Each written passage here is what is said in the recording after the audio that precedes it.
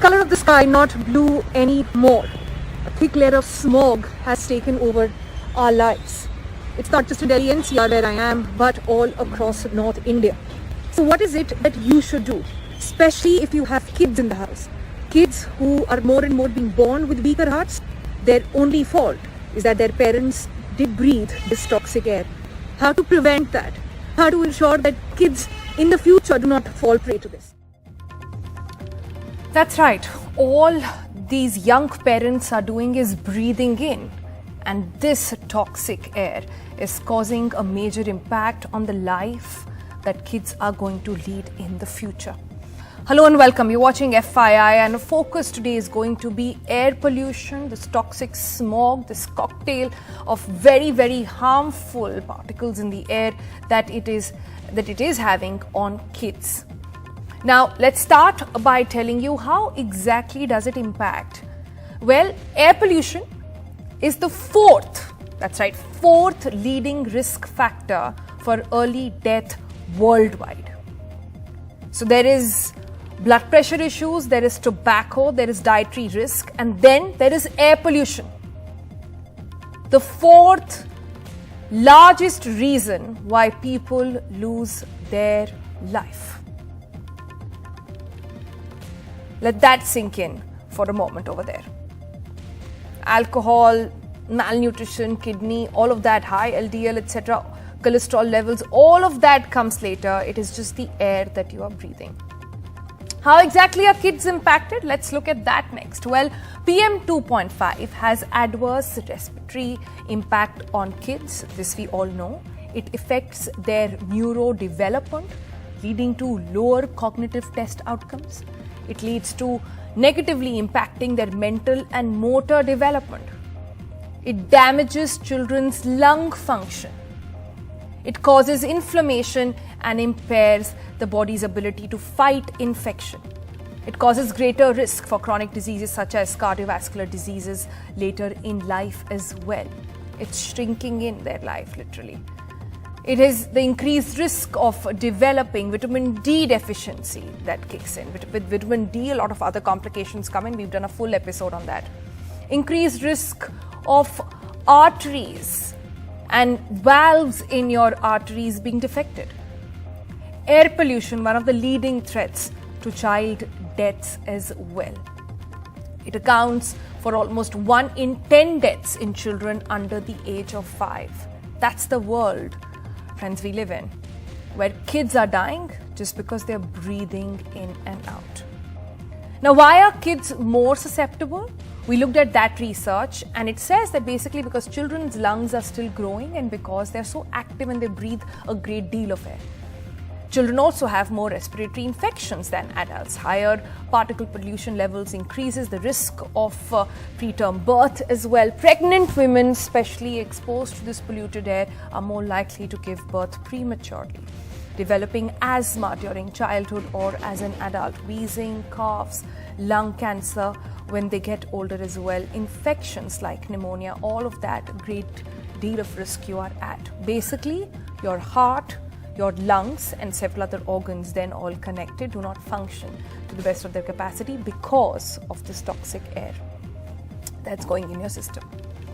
Pregnancy outcomes, we look at that research, and that also is quite shocking. Premature birth, low birth weight, abnormal birth length, abnormal head circumference as well. All of that, as research points out, is because of toxic air. That's right, it is not because of any other issue. We talked about deaths. Now look at this figure. Under 5 deaths in India from 2000 to 2015. 57.9% neonatal deaths happened and 42.1% post-neonatal deaths happened as well. And all of this is happening with air pollution, this toxic air that we're all breathing in, having such a major impact and being the single cause behind it. Now, this is something we see, this is something we breathe. You can smell smoke when you go outside. You can see it as well, as I just showed you in that video as well. The sky is all grey. That's how bad it looks visibly. It's telling you that it is an air emergency, and yet we have policies just sitting on this for now. So while that happens, what is it that you, the parent, can do to ensure that your child is safer? Can't be safe till the time you're in the national capital or all of North India as of this moment. But if you have a child who has a compromised lung function, or a child, or you're pregnant and you're worried about it, what is it that you can do? Solutions is what we are going to talk on FYI today. Joining us on the program, we've got Dr. Vikas Taneja with us. He's HOD Pediatrics Intensive Care at Manipal Hospital, Dwarka, in the national capital. We've got Dr. Sanjeev Bhagai with us, Chairman and Front Clinic, Senior Consultant Pediatrician Neurologist. We have Dr. P.S. Narang with us, also back on the program. And he's got great insights on how to work. He's a pediatric, of course, director at Max Healthcare. Dr. Narang, let me begin by asking you, I've just pointed out what research is saying and how kids are at greater risk, but let's talk solutions over here. Everybody wants to know, all parents, all kids desperate to know how to actually carry on with life in this present atmosphere. What is the solution you give to your patients? Thank you for inviting me in the show, and it is really shocking. And you know, everything is happening every year, and the toxic levels are going so high, and you need to do something, but our law, our system doesn't happen. The 5 major things, the sulfur oxide, the ozone, and coming from the burning of the crops, everything, it continues. The law has to bring in that we must stop this happening. In the house, inside, you can put a purifier. And you know, even purifiers cannot bring the AQI index from 400 to 100 because it doesn't work. The pollution is very high. I mean, when you highlight all these problems, the only solution is we have a very strict law, and we should not permit anything happening every year and year. Inside the house, mothers can bring down dust level by putting lots of, you know, the vacuum cleaning is a good thing and mopping is a good thing. Don't do dusting. Dusting only throw dust from one place to another. Right. Dhadu, no. Only wet mopping and vacuum are the 2 ways of reducing pollution inside. And no tobacco, parents should not smoke. No agarbattis, no diyas, and everything to be done. Right. So, well, not smoke. There's an app actually which says that breathing in Delhi NCR air is like smoking. So, there is, if you're smoking on top of that, then God help you. Let me go to Dr. Sanjeev Bhagai next. Dr. Sanjeev, you know, we are very privileged, those who can afford an air purifier. I just want to say that outrightly. Not everybody can afford. There are so many people who are out on the streets, don't even understand. They're struggling for 2 square meals a day. Forget about trying to tackle air. That's what makes it so imperative for governments to take action on this issue. We're actually taking up this issue at a time when a very big conference on environment is actually taking place, and the world is coming together, developed and undeveloped countries, to try and find a solution. But I want to look at solutions for people like you and I who are facing it now, today. Currently, when you have young parents come up to you very worried about how to carry on with newborns as well in the country, what is your recommendation? I understand N95 mask is what all doctors recommend. But an N95 mask is not made to the size of a kid. He can never wear it and utilize its full potential because it will always have air coming out.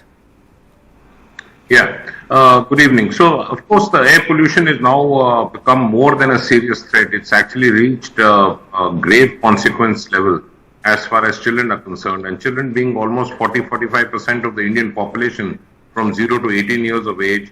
And the most vulnerable are the smaller kids below the age of 5 or below the age of 7. They are the early school goers. The schools have now started. They play in groups, in smaller congregations. And they have outdoor sports activities. So obviously they are exposed to it much more at hours of the day where the pollution is still very high.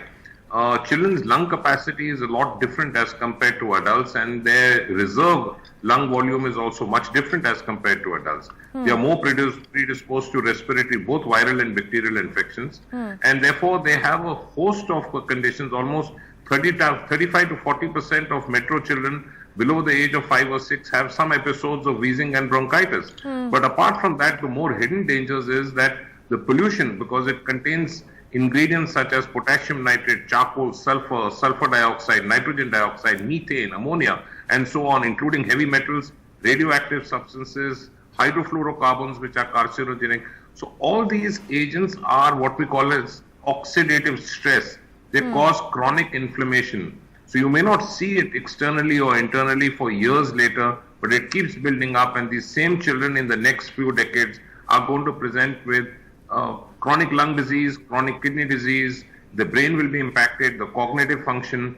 More saddening thing is that the pregnant ladies are now going to be impacting the fetuses in terms of structural abnormalities, congenital abnormalities, premature births, and so on. So really, we need to take this at a war footing. The things to do are basically to wear a mask if the children are going outside.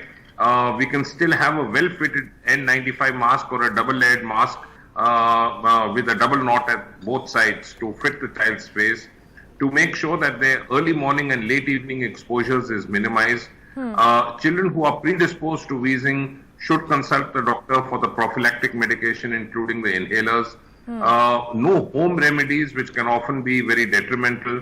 Do not self-prescribe medicines. Do not take the fever medicines on your own or combination antibiotics unless until you consult your doctor. But the more important thing is long-term impact as far as the physical and mental growth is concerned is going to take a huge hit. It's an old saying, what I am today is what I was yesterday. So 80% of a child's structural growth potential is completed before the second birthday. And we have to protect the next generation, otherwise it's going to be a middle of nowhere. Right. I just want to understand, we keep hearing this from doctors, and if Dr. Taneja can sort of weigh in on that, we keep hearing from doctors, and Dr. Bagai also said that there are going to be long-term impacts. You will see a compromised lung, or you will see compromised brains as well in the future. Is there something concrete you can tell us? Have you seen this in kids? Is there some concrete evidence that has come out in this regard? First of all, thank you very much for inviting me. I think Dr. Bagai as well as Dr. Narang have very beautifully pointed out that pollution definitely has a long-term impact. From India, we may not have a large number of studies, but across the world, there is enough evidence and enough literature to say, and based on that only these figures what you are seeing, they are coming out. That the risk definitely is not, it's just not on the paper, it is actually there. So that is point number one. Point number two is that whenever we are talking of the long-term risk, is because what we are seeing right now, the way things are going and the way the children are getting affected, and what we see in adults also going through the long-term scenarios, and we see how bad they are behaving. So we can a lot of times we can extrapolate that what will happen with children. But yes, if you talk of concrete evidence definitely is there in literature where long-term impacts have been seen, especially in adolescents as well as the early adult life. But like I said, it's such a tragic time because all these kids did nothing to deserve this. All their parents did was breathe. And that's how they've landed up in this situation. That's how bad it really is. We're going to take a break and we're going to let our viewers have all this information sink in. When we come back, we're again going to talk about some top 2-3 things that you can do as a parent, as a young or an old parent, to try and see how you can safeguard your kid in the present atmosphere. That's coming up on the other side. Stay tuned.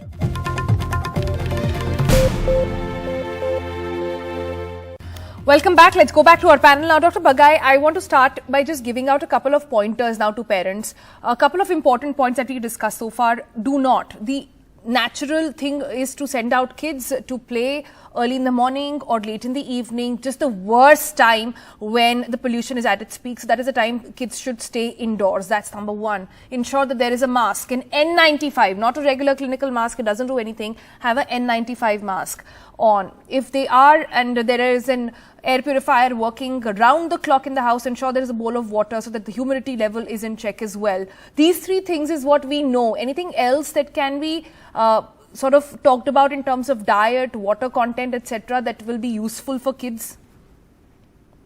Yeah, so I think simple messages, especially during this peak of pollution, is keep things simple, rely on home food, try to avoid fast food, try to avoid trans fats, try to avoid very oily food, adequate amount of hydration, the water should be of good quality, don't self-medicate the child, do not rely on alternative medicines, consult your doctor, do not hesitate to show a minor symptom because it could be a forerunner for something more severe which is developing. I would strongly recommend that at least once every year during this peak pollution time, children ongoing should have an executive health check. I think at least we should know what the basic body biochemistry and hematology is. Consult your doctor, even if it is not a physical meeting, at least on the phone, so that the doctor is abreast of what is happening, especially the children who are vulnerable and who are on immunosuppressant therapy need to be a little bit more careful. Right. We also know that pollution is a forerunner of transmitting more amount of COVID. With every notch of PM2.5 increasing, twofold increase of COVID transmission can take place. So we need to be careful. Every fever need not be COVID, but fever could be a forerunner for viral and bacterial infections. Only rely on there could be a lot of paracetamol at home. overlapping sort of things that you are experiencing as well that can happen. So do not self-medicate is a very good advice, and parents should be first consulting doctors and let them take a call on that. Quick comments by Dr. Narang. Yeah, in general, reducing the pollution, it's much more important. So I will tell everybody to reduce the pollution, we should reduce the trips in the cars, or we should not burn anything during this part. We should not burn like waste around, and we should avoid using any diesel cars. So we must do it at a full level. I mean, what Dr. Bagai is saying, right? Pollution is there. We must take care of ourselves. I think we should do it at a grassroots level so that the pollution. I 20 see. countries So out Dr. of 30 Narang are basically polluted in saying India. be the change that you want to see as well and walk that path one step at a time. Last few comments by Dr. Taneja as well. I usually, when we are advising our patients, I usually divide them into two categories. One is kids who are healthy, as well as the other category where they already have an underlying problem like asthma or recurrent respiratory allergies. So, in general, giving them the scenario of what not to do and what to do, I think that holds true what Dr. Bagai has clearly mentioned.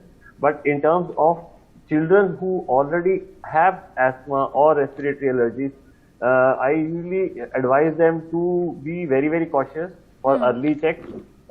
They should not take any symptoms lightly. Unnecessarily taking antibiotics is the worst thing they can do. They should never skip their medications. Home remedies, yes, definitely, they will not do any good, but they can do more harm because the respiratory conditions can worsen. In terms of fever, yes, it can be just simple viral fever, so we just need to manage the fever. Most of the time what we see is, especially after COVID, people go in, get the test done on their own, start medication on their own, left, right and center, we are seeing n number of prescriptions every day. And half the time we are just stopping the medication. We are not, we are cutting down on the drugs that you don't need. So it's the this, COVID paranoia you're saying So of I think- over medication that has gone in, which needs to stop as well, that could be doing more harm. All right, so lots of tips Yes. there coming in over there. Thank you all for joining us and giving such valuable information and sharing it with parents as well. This is an anxious time, but like we said, do what you can. And then we can all remember this once we go and use the power in our hands. Ensure that this is what dominates your mind. Next time you go out and vote, perhaps environment is what will directly impact you and I, is impacting you and I every day. That's it on FI today. Bye for now.